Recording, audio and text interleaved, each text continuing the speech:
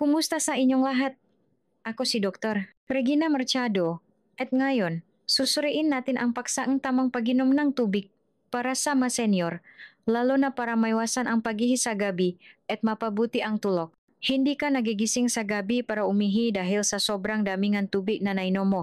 Nagigising ka dahil sa maling oras mo ito ininom.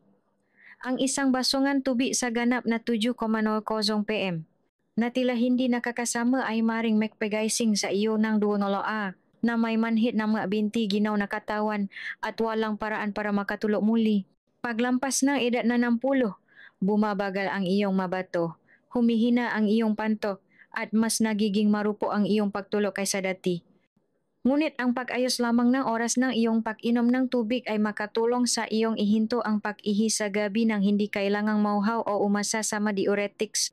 Isang pag-aral na inilatala sa Sleep Health Journal ang nakatuklas na ang mga matatandang nag-adjust ng kanilang schedule ng pag-inom ng tubig sa araw, lalo na sa pamamagitan ng ganap na patigil pagkatapos na 6:00 PM ay lubos na nabawasan ang kanilang papunta sa banyo sa gabi at napahaba ang kanilang tagal ng malalim na tulog.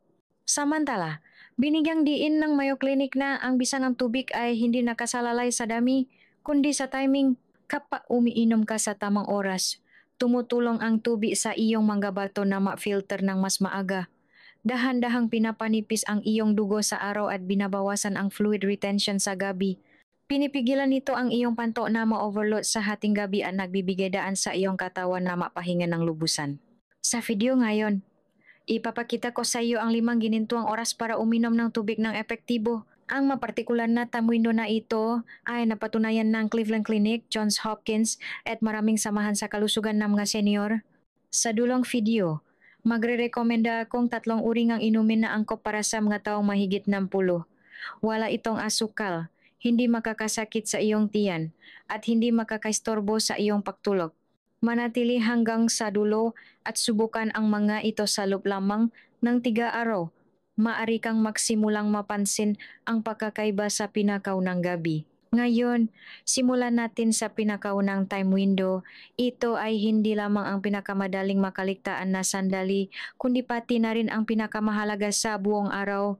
Kung gusto mong ma-filter na mayos ang iyong bato, maga na maalis ang laman ng iyong pantok at manatiling walang istorbo ang iyong patulo sa gabi. Gininto ang oras bilang 5. Sa pagitan ng 6 pagkatapos ang mahabang pagtulog sa gabi, ang iyong katawan ay pumapasok sa isang estado ang bahagyang dehydration, nagiging mas makapal ang iyong dugo, bumababa ang iyong presyon ng dugo, mas mababa ang temperatura ang iyong katawan, bumabagal ang iyong mga bato at nasa pinakamababang punto ang iyong metabolismo.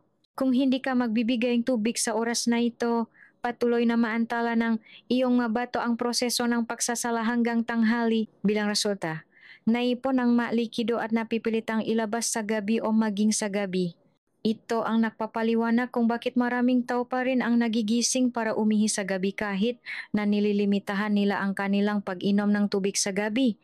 Ang isang baso ng mainit na tubig sa umaga ay nakakatulong na gisingin ang iyong buong circulatory system. Ang tubig ay nasisipsip sa pamamagitan ng tiyan at bituka sa loob ng 5 hanggang 10 minuto. Dahan-dahang pinapanipis ang iyong dugo at unti-unting pinapataas ang iyong tibok ng puso. Naglalagay ito ngang bahagyang presyon sa mga bato at pinapabilis ang proseso ng pagsasala. Ayon sa Mayo Clinic, ito ay isa sa pinakasimpleng paraan upang suportahan ang panunaw, bawasan ang constipation, at itaguyod ang detoxification ng atay at bato sa mamatatanda. Bilang karagdagan, isang paaral na inilatala sa Journal of Human Nutrition and Dietetics noong 2019 ang nakatuklas na ang nga taong napapanatili na ugali ng painom ng mainit na tubig sa umaga sa loob ng 6 na makakasunod na linggo ay nakaranas ng makabuluhang pagpapabuti sa glomerular filtration rate. Nakaroon din sila ng 32% pagbaba sa paghihi sa gabi kumpara sa mga hindi umiinom ng tubig sa umaga. Ang grupong ito ay naulat din ng mas gising na pakiramdam, mas kaunting bloating, at mas kaunting muscle cramps sa araw. Isang simpleng mungkahi para sa iyo, uminom ng 150 hanggang 200 ml ng mainit na tubig kaagad pagkatapos magsipilyo. Hindi kailangang uminom ng mabilis. Dahan-dahan lang. Isang subo sa isang pagkakataon. Kung gusto mong palakasin ang epekto, mari kang magdagdag ng isang hiwangang luya o ilang patang ng sariwang lemon juice upang suportahan ang banayad na anti-inflammatory benefits at pasiglahin ang pagdumi. Ito ay isang maliit na ugali na tumatagal lamang ng 2 minuto tuwing umaga, ngunit makakatulong sa iyong makatipid ng isang buong gabi ng mapayapang tulog at pasasalamatan ka ngayong mabato para dito sa buong araw. Matapos ang tamang pag-inom ng tubig sa umaga upang mapabilis ang maagang proseso ng pagsasala, ang susunod na kailangan mong gawin ay maghanda ng matalino para sa tanghalian. At ang timing ng pag-inom ng tubig bago kumain ay hindi lamang nakaka-impluwensya sa panunaw, nakakapekto rin ito sa function ng bato at sa kalidad ng iyong pagtulog sa gabi. Gininto ang oras bilang 4 sa pagitan ng 11,000 ni at 12:04 m. Ito ang oras kung kailan nagsisimulang maglabas ang iyong katawan ng malalakas na digestive fluids bilang paghahanda sa pangunahing pagkain ng araw. Kung umiinom kang maliit na baso ang mainit na tubig 20 hanggang 30 minuto bago kumain, nakakatulong ito sa iyong katawan na makagawa ng sapat na stomach acid ng walang overstimulation. Hindi lamang nito pinapabuti ang nutrient absorption kundi binabawasan din ang panganib ng acid reflux at bloating, mga sintomas na napakakaraniwan sa mga matatanda dahil sa pagina ng esophageal sphincter sa paglipas ng panahon. Ayon sa isang pag-aral na inilatala sa American Journal of Physiology, Gastrointestinal and Liver Physiology, ang pag-inom ng tubig 30 minuto bago kumain ay nakakatulong na mapabilis ang gastric emptying, binabawasan ang presyon sa itaas na digestive tract, at pinapabuti ang post-meal glucose metabolism. Ito ay lalong kapaki-pakinabang para sa mga senior na may diabetes o metabolic syndrome. Kasabay nito, kapag ang tubig ay dinagda ng dahan-dahan kasabay ng oras ng iyong pagkain, mas mahusay na gumagana ang iyong bato dahil hindi sila nalulula sa sobrang dami ng likido ng sabay-sabay. Isang pag-aral sa European Journal of Clinical Nutrition ang napakita rin na sa mataong mahigit ng 10, ang pagpapamahagingang pag-inom ng tubig ng makawiran bago kumain ay nagpabuti sa glomerular filtration rate at nabawasan ang pangangailangan para sa paggihi sa hating gabi. Sa praktika, kailangan mo lamang ng isang maliit na baso ng mainit na tubig, mga 100 hanggang 150 ml. Kung mas gusto mo ang mas kaya-aya, mari kang magdagdag ng sariwang hiwa ng mansanas o ilang piraso ng cinnamon. Ang masangkap na ito ay hindi lamang nadarada ng nakapapawing pago na aroma, kundi naalo din ng banayad na antioxidant properties upang suportahan ang pagkontrol sa pamamaga sa digestive system. Isang mali na pagbabago lamang bago ang tanghalian ay makakatulong na mabawasan ang pasanin sa iyong magabato, mapagaan ang post-meal discomfort, at maglatak ng pundasyon para sa mas matata na pagtulog sa gabi. Subukan ito at damhin ang pagkakaiba simula sa pinakaunang araw. Pagkatapos ang tanghalian at isang maikling pahinga sa tanghali, maraming matatanda ang madalas na umupo ng ilang oras. Ito ang oras kung kailan nagsisimulang magpakita ng senyales ng fluid retention ang katawan, lalo na sa paligid ng binti, bukong-bukong, at paa. Kung madalas mong nararamdaman na bumibigat ang iyong magabinti, kung ang iyong medyas ay nag-iwan ng malalim na marka, o kung ang iyong sapatos ay tila mas masikip sa pagtatapos ng araw, ito ang iyong babala. Ang bahagyang pamamagas sa ibabang bahagi ng bapa ay nangyari kapag ang dugo at lymphatic fluid ay hinihila pababa ng gravity, lalo na kapag ikaw ay hindi aktibo. Karaniwan ang fenomeno na ito ngunit madalas na napapansin. Ginintuang oras bilang 3 sa pagitan ng 3 at 4 p.m. Ito ay isang mahalagang oras upang suportahan ang fluid recirculation at tulungan ang magabato na simulan ang pag-alis ng labis na tubig mula sa katawan bago ito may pon sa panto sa hating gabi. Ayon sa Cleveland Clinic, ang mga matatanda ay dapat uminom ng tubig sa kalagitnaan ng hapon upang dahan-dahang pasilahin ang excretory system at tulungan ang katawan sa pagproseso ng likidong naipon mula nung tanghalian. Ang pag-inom sa tamang oras ay nakakatulong na bahagyang manipisin ang dugo, muli na nagpapadali para sa puso at bato na gumana ng epektibo. Isang paaral na inilatala sa Journal Advances in Chronic Kidney Disease ang napansin din na ang papapanatili ng matata na painom ng tubig sa buong araw, lalo na bago ang 5:00 p.m., ay nakakatulong na mapabuti ang glomerular filtration rate at binabawasan ang panganib ng fluid retention sa gabi. Ang mauminom ng sapat na tubig sa hapon ay napakita ng mas mataas na output ng ihi sa araw at mas malamang na hindi magising ng isang punong panto sa gabi. Sa praktika, uminom lamang ng maliit na baso ngunit na tubig, mga 150 ml, sa pagitan ng 3 at 4 p.m., hindi kailangang magmadali. Dahan-dahan lang. Isang maliit na subo sa isang pagkakataon. Kung maaari, ipares ito sa ilang minuto ng light walking bago o pagkatapos uminom upang matulungan ang makalamnan ng binti na makontract at mapabuti ang lymphatic flow. Ang mali na pagkilos na ito ay makakatulong na mabawasan ang pamamagang ng binti, mabawasan ang pag-ihi sa gabi at magpagaan sa iyong pakiramdam sa gabi. Kapag ang iyong katawan ay maayos na hydrated sa kalagitnaan ng hapon upang suportahan ang sirkulasyon at maubos ang labis na likido, ang susunod na dapat mong gawin ay hikayatin ang iyong lymphatic system at mga kalamnan na patuloy na gumana ng dahan-dahan. Kaya't ang susunod na time window, bago lamang ang light activity, ay nagiging napakahalaga. Ginintuang oras bilang 2, bandang 5:00 p.m. Bago ka maglakad-lakad, mag-stretch, magtanim sa hardin, o maglinis lamang sa bahay, ito ay isang ginintuang oras para sa katawan na magpawis, ay activate ang mga kalamnan at itaguyod ang detoxification sa pamamagitan ng balat. Ngunit kung maehersisyo ka nang hindi umiinom muna ng tubig, maaring mas maging matigas ang iyong makalamnan. Tumataas ang panganib ng pamumulikat at mas madaling makaroon ng biglaang dehydration ang iyong katawan.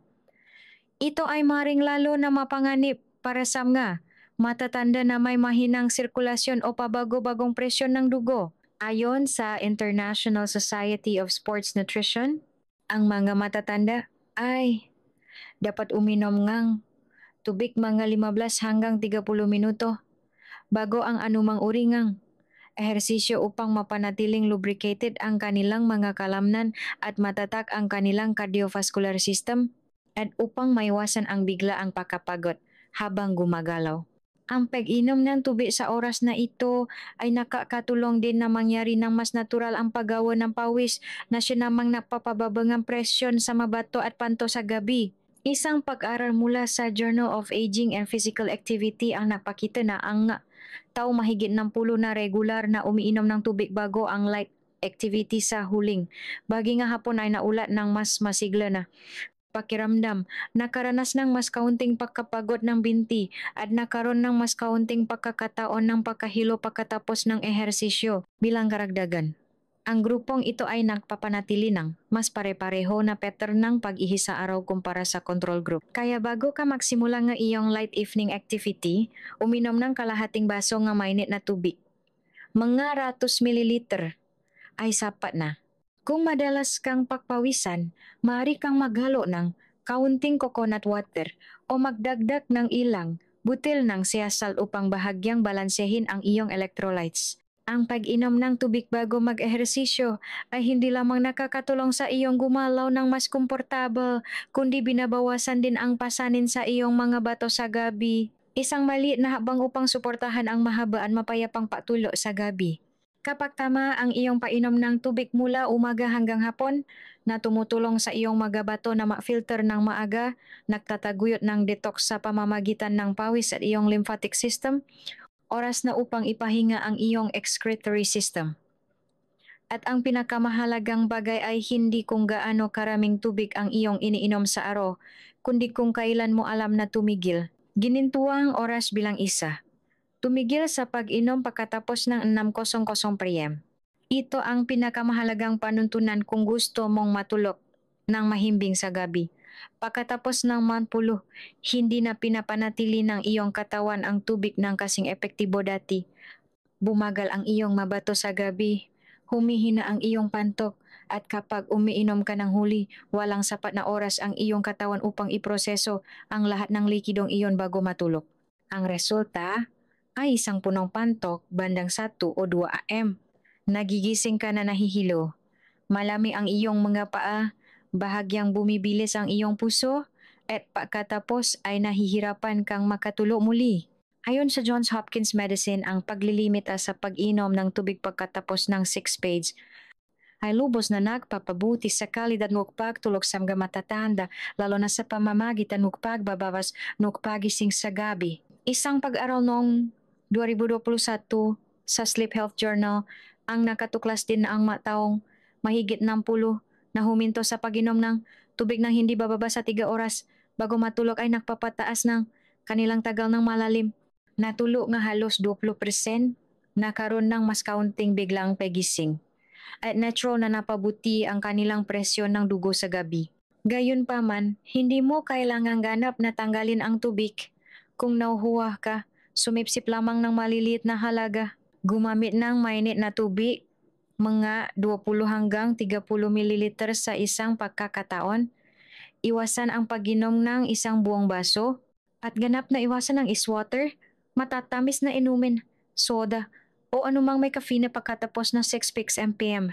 Ang mainuming ito ay maaring makasakit sa iyong tiyan, maging sanhi ng bloating, at makairita sa pantok na nakakaistorbo sa iyong sleep cycle. Kung sinubukan mo na ang lahat para pigilan ang paihi sa gabi ngunit walang tagumpay, malamang ay umiinom ka lamang ng tubig ng mas huli kaysa sa kayang hawakan ng iyong katawan. Isang simple ngunit hindi kapani-paniwalang mahalagang aksyon ay magtakda ng limitasyon sa pag-inom ng tubig at itakda ang limitasyong iyon sa 6,0 PM. Iyan ang banayad na regalo na maaari mong ialay sa iyong mga bato at sa iyong pagtulog. Alam mo na ngayon ang 5 ginintuang oras para uminom ng tubig. Ang bawat oras ay isang maliit na hakbang. Ngunit makasama silang bumubuo ng isang kumpletong cycle na tumutulong sa iyong katawan na mag-filter sa tamang sandali, maalis ang likido ng dahan-dahan at maiwasan ang pagkaantala ng iyong mahalagang tulog sa gabi. Gayunpaman, may isang mahalagang bagay na dapat tandaan. Ang magaginintuang oras na ito mula umaga hanggang hapon ay ang pangunahing bahagi lamang ng isang matalinong plano sa hydration. Hindi nila pinapalitan ang buong pangangailangan ng iyong katawan sa tubig araw-araw. Ang kabuuang damingan tubig na dapat mong inumin sa isang araw ay sa pagitan ng 2 at 2.5 litro depende sa iyong katawan at antas ng aktibidad. Karamihan dito ay dapat magmula sa direktang pag-inom ng tubig. Ang script na yon ay nagbibigay diin lamang sa 5 pangunahing oras upang matulungan ang iyong mabato na gumana ng maaga, bawasan ang pag-ipon ng likido, pababain ang pag-ihi sa gabi, at mapanatili ang malalim na tulog. Ngunit bukod dito, dapat ka pa rin uminom ng maliit na halaga ng tubig sa buong araw. Ilang subo habang naghahanda ng pagkain, isang baso ng mainit na tubig pagkatapos magtanim sa hardin, o tubig mula sa isang light soup, vegetable broth, o hydrating fruits. Ang lahat na ito ay dahan-dahang naambag sa iyong kabuwang pag-inom ng tubig ng walang presyon at walang stress. Ang mahalaga ay hindi ang pag-inom ng malaking dami ng tubig ng sabay-sabay. Ang mahalaga ay ang pagpapamahagi nito ng pantay-pantay, pag-inom sa tamang oras, pagkuha ng malilit na subo, at pagtigil bago pahuli ang lahat. Kung magagawa mo iyan, hindi mapupuno ang iyong mga bato, hindi tatawang ang pansin ang iyong panto sa hating gabi, at babalik ang tulog ng mahinahon, malalim, at walang istorbo. Kung nagtataka ka kung anong uri ng tubig ang pinakamahusay para sa iyong katawan pagkatapos ng pluman ng pulo, ang sagot ay hindi nakasalalay sa mamahaling bottled water o magarbong supplements.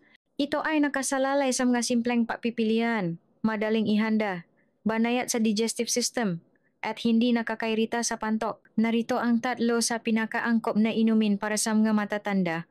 Lalo na ang mga sumusubo na bawasan ang paghihi sa gabi, mas matulo ng malalim, at protektahan ang function ng bato. Ang una ay mainit na tubig. Ito ang pinakaligtas at pinaka-epektibong opsyon. Ang mainit na tubig ay mas mabilis na nasisipsip ng katawan. Hindi ito nagiging sanhi ng bigla ang pagginang ng magadaluyan ng dugo tulad ng malamig na tubig at hindi nagiging sanhi ng bloating tulad ng carbonated drinks. Kapag umiinom ka ng mainit na tubig, dahan-dahang tinatanggap ito ng iyong tiyan. Lumalambot ang iyong mabituka at mas maayos na gumagana ang iyong mabato at atay, lalo na sa umaga at hapon. Ang mainit na tubig ang pinakamahusay na papipilian upang maiwasan ang pagkaantala ng temperatura ng iyong katawan o sobrang pagpapasigla ng panunaw. Ang pangalawa ay tubig na may sariwang hiwang luya. Ang luya ay naglalaman ng natural na compounds tulad ng gingerol na nagbibigay ng banayad na anti-inflammatory effects, sumusuporta sa panunaw, nagpapainit sa katawan, at nagpapagaan ng pagduduwal. Ilang manipis na hiwa lamang ng sariwang luya sa isang baso ng mainit na tubig ay makakatulong sa iyong makaramdam ng mas komportable, mabawasan ang ginaw sa tiyan at dahan-dahang pasiglahin ang pagdumi. Ito ay isang perpektong inumin para sa umaga o bago ang light activity. Ang pangatlo ay diluted na lemon water na walang asukal. Ang maga lemon ay nabibigay na vitamina C, may antioxidant properties, nakakatulong na palakasin ang immune system at sumusuporta sa banayad na detox sa pamamagitan ng mabato. Ngunit dapat ka lamang gumamit ng ilang patak ng lemon juice na hinaluan sa isang baso ng mainit na tubig. Iwasan ang painom ng matapang na lemon water o pagdaragdag ng sukal dahil maaari itong makairita sa iyong tiyan o magpataas ng iyong blood sugar, lalo na kung mayroon kang kasaysayan ng diabetes. Ang tatlong inumin na ito ay hindi lamang sumusuporta sa iyong pangkalahatang kalusugan kundi nakakatulong din na mapanatili ang balanseng likido sa katawan nang hindi ino-overload ang iyong panto sa gabi. Subukan ang mabanayat na pagbabagong ito ay pakinggan ang iyong katawan araw-araw. Kung mas simple ito, mas nagiging sustainable ito. Hindi mo kailangang uminom ng malaking dami ng tubig ng sabay-sabay. Hindi mo kailangang umasa sa mga diuretics o ganap na iwasan ang likido sa gabi. Ang tunay mong kailangan ay uminom sa tamang oras. Ipamahagi ang iyong pag-inom sa buong araw. Kumuha ng maliliit na subo at tumigil bago pahuli ang lahat. Isang simpleng pag-ayos. Lamang sa 5 pangunahing sandali mula umaga hanggang hapon ay makakatulong sa iyong manggabato na mag-filter ng maga, mabawasan ang pag-ipon ng likido sa gabi, at dahan-dahang gabayan ang iyong katawan sa mas malalim na tulog. Ang mabanayat na inumin tulad ng mainit na tubig, sariwang luya na tubig, o diluted na lemon water ay maaaring maging magandang kasama. Hindi nila palalamigin ang iyong tiyan. Hindi nila overload ang iyong pantok at sinusuportahan pa rin nila ang natural na proseso na detox sa iyong katawan. Para sa susunod na 3 araw, subukan ang pamamaraang ito. Uminom ng tubig kaagad pagkatapos magising. Sumipsip ng dahan-dahan bago tanghalian at muli sa kalagitnaan ng hapon. Tumigil sa pag-inom pagkatapos ng 6:00 gabi. Hindi ito isang mahigpit na routine. Ito ang paraan kung paano mabubuhay ang katawan ng isang senyor nang may pagkakaisa sa natural nitong ritmo ng walang gamot at walang matinding pagbabago. Kung nakatulong ang video na ito, mangyaring ibahagi ito sa isang taong mahalaga sa iyo. At huwag kalimutang maiwan ng komento na nagpapaalam sa akin kung anong oras ng araw ka magsisimula. Mag-subscribe kung gusto mong patuloy na sumunod sa mas simple, epektibo at ligtas na tips para sa buhay pagkatapos ng pusmpuloy.